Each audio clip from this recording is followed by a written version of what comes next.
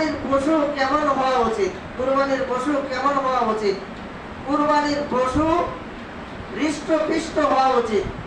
কারণ হইল হাদিস শরীফের ভিতরে আসছে যে বলদ গরু কিনা ওই গরুটার মাংস বেশি মজা, ওইটা কিনা বলদ গরু কিনতে পেয়েছে রাসূল সাল্লাল্লাহু আলাইহি ওয়াসাল্লাম। কি জন্য বলদ গরু কিনতে কইলেন?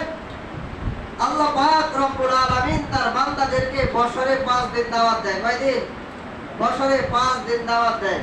রোজার ঈদে 1 দিন আর ঈদুল আযহায় 4 দিন, অর্থাৎ ঈদুল আযহার দিন আর ঈদুল আযহার পরে আরো 3 দিন। এই 5 দিন বছরে রোজা রাখা হারাম।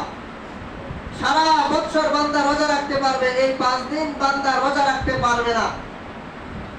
রমজান পুরো 1 মাস রোজা রাখছে, এবার শাওয়ালের চাঁদ উঠে গেছে, এবার আল্লাহ তাআলা বলে প্রথম দিন